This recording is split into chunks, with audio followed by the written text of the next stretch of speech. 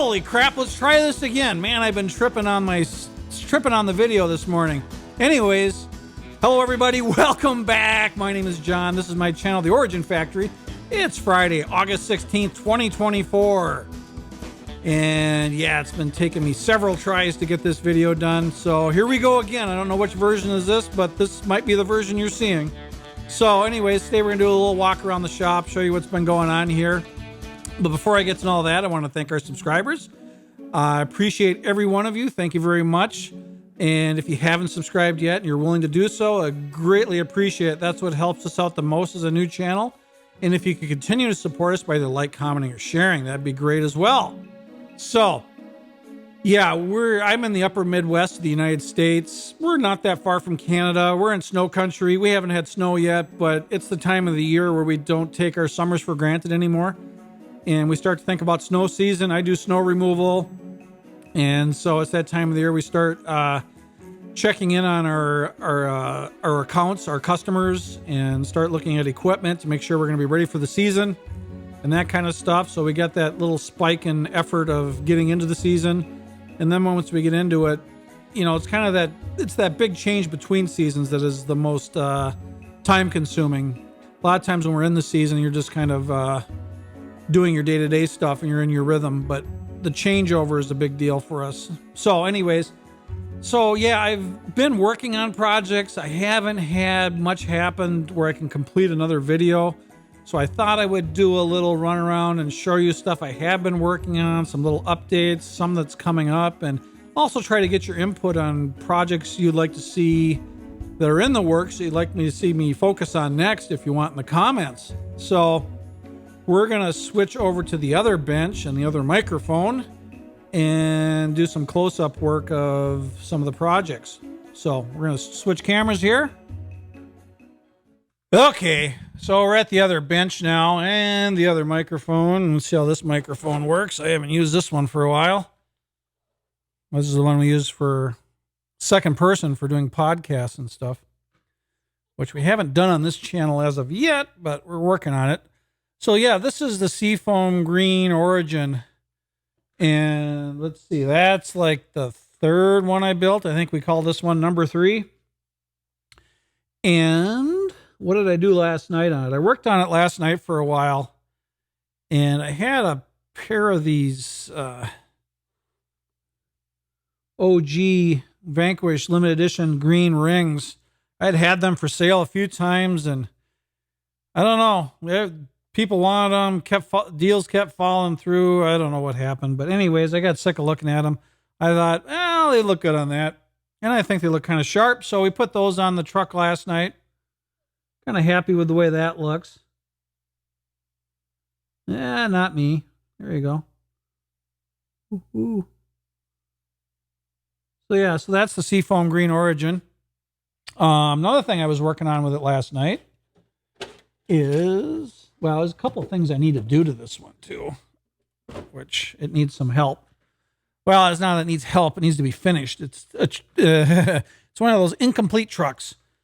It looks like a truck. It's mostly a truck, but it's, well, it does drive. But anyways, so I have one of these winch mounts that were made specifically for Origins. And if you guys have any information on them, I'm just curious about the history of them. But as you can see, they mount to the top of the bumper and have a mount to the servo. They use the 2 holes that are in the top of the Origin bumper to mount, and the servo goes behind it. And then there's even rollers underneath there for the cable to go through for the winch. So you can either mount it in the winch mount or in the servo mount that's provided, or you could still run it from this extra servo mount that's on, you know, Origins and, well, I mean, all VS410 chassis. So I was just curious about the history of it. I've seen these things. I think I got a couple of them. Didn't really, I'm sure they were, maybe more popular in the day. I don't see them now currently anywhere. I don't even see them on builds. I always look for them in the background on pictures and people's rigs, but I haven't seen any. What else needs to be done to this thing? The wiring needs to be cleaned up. Most of the wiring's done. Let's zoom out a little bit. Ba-da-ba-da-ba. There we go. So the wiring's not too bad, but I need to mount the power switch. Most of the wiring's tucked away, but I need to also route the wiring for the servo. And I also need to clean up the other side. And I see a lot of guys who run theirs this way, and I have a process I do that really tidies this up and makes it look a lot better. So I may do a video just on tidying up the wiring when you use these wiring kits on these bodies, just to have a little nicer looking, because you have all these extra wires dangling down, and it seems like every time you pull it apart, it catches on something, it pulls on it. There's some stuff I use that can tie most of this together, and I'm talking zip ties, but a type of wire conduit type stuff, a flexible wire conduit that, tidies this all up so you only got a couple pieces instead of whatever, 6 big mess of spaghetti there. So that's one project we'll have coming up. Let's go move on to the next one.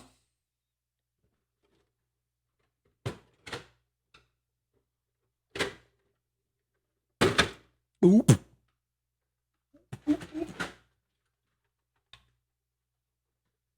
So there it is, Project 959. We have a complete chassis. We have the body mounted. We have mounting the body was a little tricky. The body posts are not marked on the body, so you got to be careful with your positioning. One thing I highly recommend on this one is the rear, the rear posts on this car are very tall.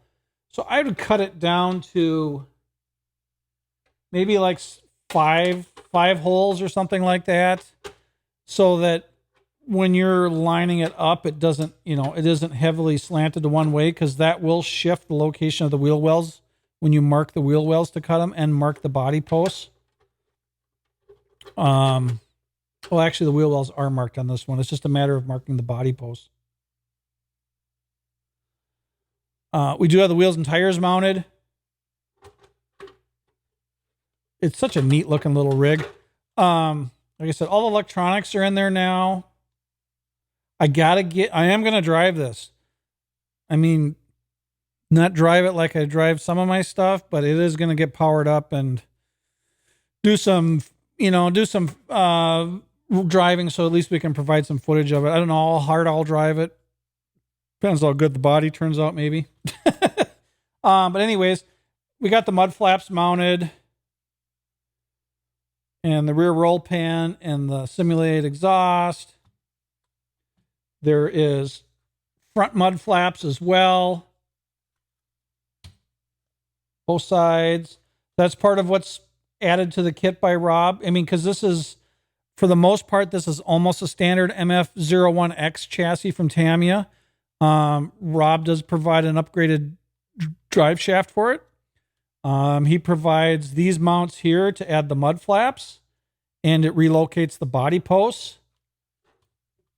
We also have a front bumper, a form-fitting foam bumper that matches the profile of the body, so we're not crunching in the body in if we were to drive this. We also have the skid pan here that Rob made. We got the Yeah Racing shocks.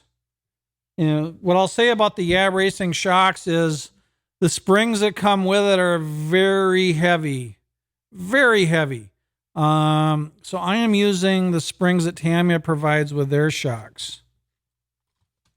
And the suspension actually moves where it's really tight and bound up. And I wish there was a rating on the springs so I knew exactly what weight the springs are, because typically when you choose springs for shocks, and unfortunately with radio controlled car stuff, a lot of times they don't give you the weight because usually you size springs to, well, I mean, depending on what type of driving you're doing, but typically you're doing about 70% of the weight is the weight of the spring. So if something weighed, 1 pound, you would want 7/10 of a pound in springs, but that would be 7/10 of a pound divided 4 ways. So each spring would have to be, oh God, now we're really getting into fractions. But anyways, so you'd be, roughly 2/10 of a pound per corner. I mean, it's less than 2/10, but you get what I'm saying.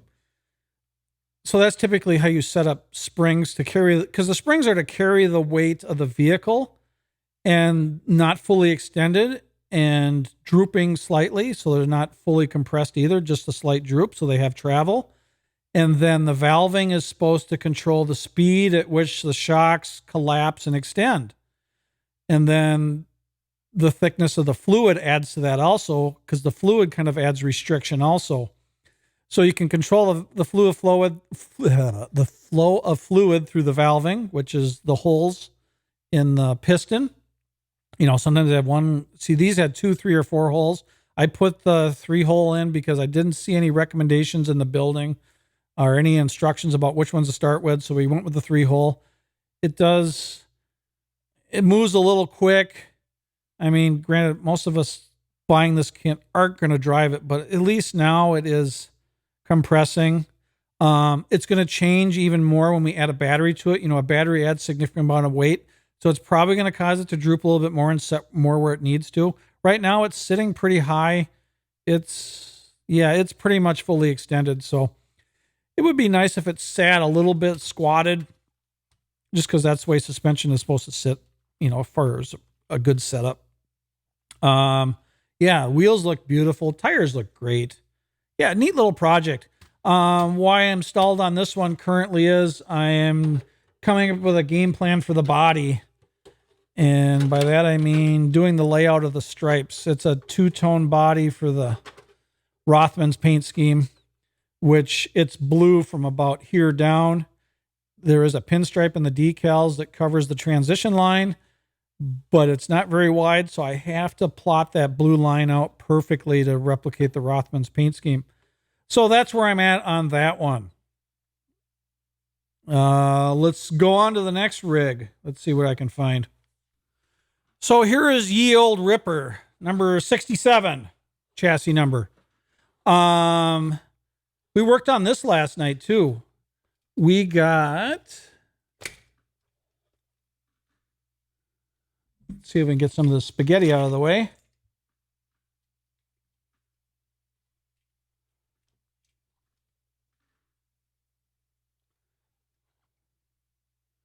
So we got a gearbox in there installed finally, and the drive shafts. We got a dig unit.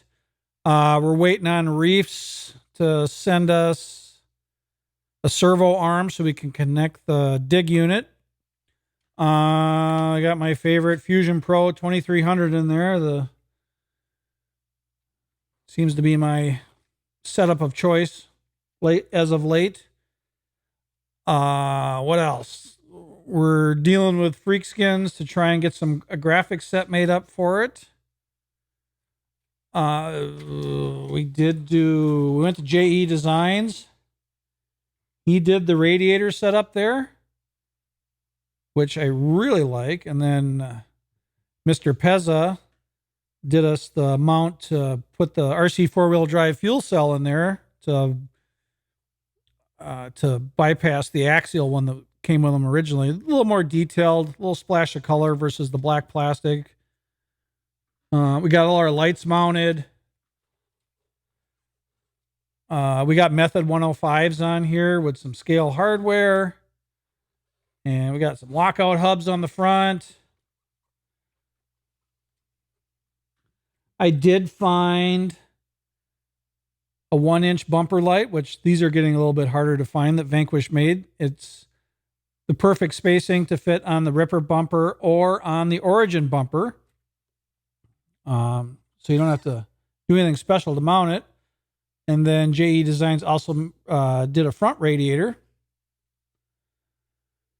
And yeah, the thing's got a lot of lights. So we got a lot of wires. And to do it justice, we're going to tidy them all up. So we've got a lot of potential candidates for videos here just to tidy up wiring.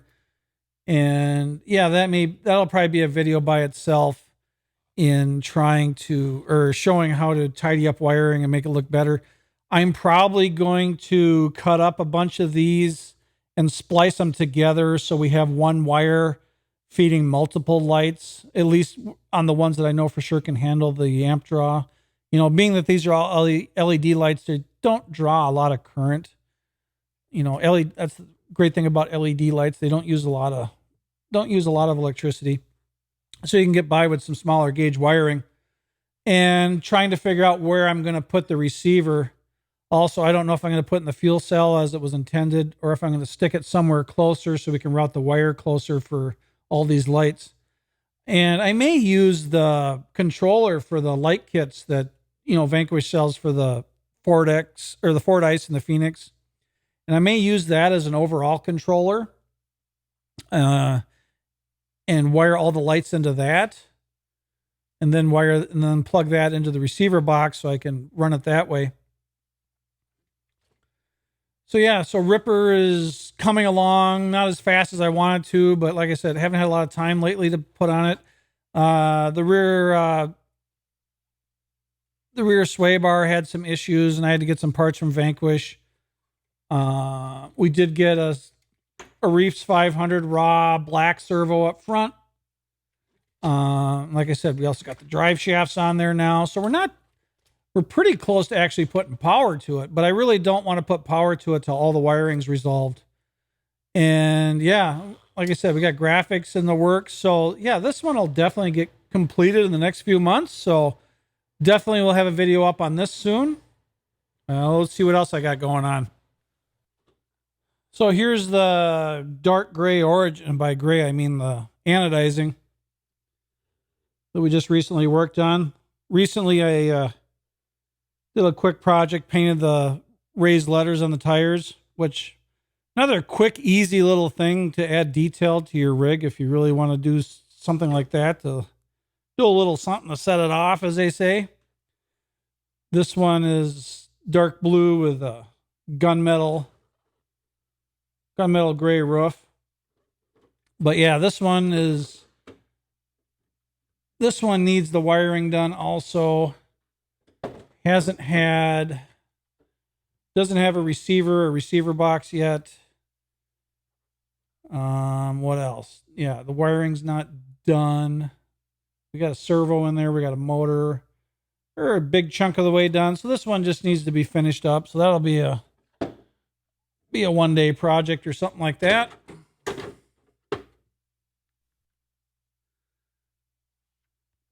So yeah, so I've got, this is just stuff that I had handy to find of kits that are unbuilt that I got laying around. So like I've got the Kyosho Phantom, the all-wheel drive 12 scale pan car. I've got all three versions of that I need to build. I'm a big fan of rally cars. So I've got rally car projects to do also. This is the Tamiya XVO2 Pro kit. I think I also have an unbuilt XVO1. So I got rally cars to build. This is a fresh body for the VRD, which I haven't come up with a paint scheme yet. It's cut and fitted, but I just haven't committed to the colors yet. I've got Tamiya F104 pan car, or Formula One car, which is a pan car. And I think I got a 103 also, and I think I got a F201 that I could build. Yeah, I've got all sorts of stuff to build for videos and stuff to do, and it's just a matter of finishing up some projects I already have going and then moving on to the next ones. Oh, wait, I got one more. One more that's, I know most of you guys are crawler guys. I got one other project I got to share with you. Just a second. Here's one of those projects that started years ago with good intentions. And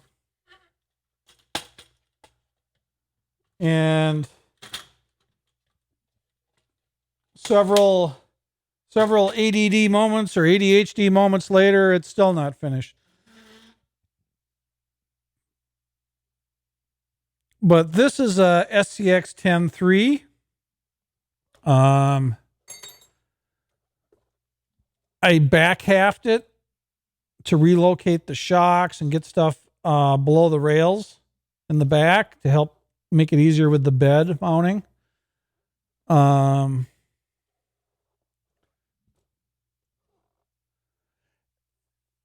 Well, and the body is the 70 series killer body Toyota truck body. I'm not a 3D printer guy. If anybody wants to help me, be greatly appreciated. Be happy to pay you, whatever, to help make me some body mounts for the cab. It's, you know, if somebody doesn't step up, I need to get Rob on this. Rob, where are you? Rob's kind of my go-to for 3D printing stuff. I might be able to get him to do it. But anyways, I need basically some L brackets to mount to these holes and then line up to the mounts on the frame or the extensions here. Pretty simple project. But anyways, yeah, this started years ago. I bought the body. I bought the SCX10.3. Got the SCX10.3 for next to nothing. Got a really sweet deal on that. And decided I wanted to put a hard body on it. And then I built my Phoenix, my Vanquish Phoenix, and then I kind of lost interest in this. But I've been telling myself the next slow winter, this just needs to get done. I like the way it sits. I think I got it sitting exactly the way I want it to. The body should fit very nicely with it fits perfectly with the wheelbase. I'm looking at ideas to possibly get the shocks down below so I don't have to trim a hole in the bed. I'm not 100% against putting the hole in the bed, but I prefer not to. So I might want to be making L brackets that slightly raise the cab so that I can get it to match up with the bed better. But yeah, this is one of those head scratcher ones where I just have to start sinking the time into it and start coming up with a plan that I just haven't done yet. But yeah, I'm going to probably going to stick with the 1.9s. I like that look. I like the way it sits. I like the look of the truck. I like the styling of the 70 series. But yeah, so this is something that needs to get done. It's been sitting there too long, and I don't want to start losing parts for this project. But yeah, that's another one that's in the works that I'm hoping. This is one of those ones that'll depend on how busy my winter is. Meaning, if we're plowing a lot, I might not have the time to just sit down and think about this one. If it's a slow winter, yeah, it'll probably get done. So, anyways. So then we got this Origin. This is the one that was built in the video I had of assembling one, putting one together from parts. So this one hasn't had any more progress made on it yet either. So yeah, we need a motor, we need a servo, all that fun stuff, receiver, we need inner fenders. Yeah, it's a good chunk of the way done. Definitely going to do it up this winter and do a body for it and a full interior.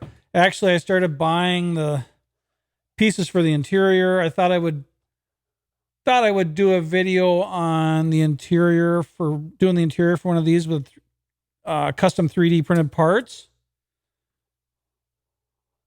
So yeah, that one's coming along.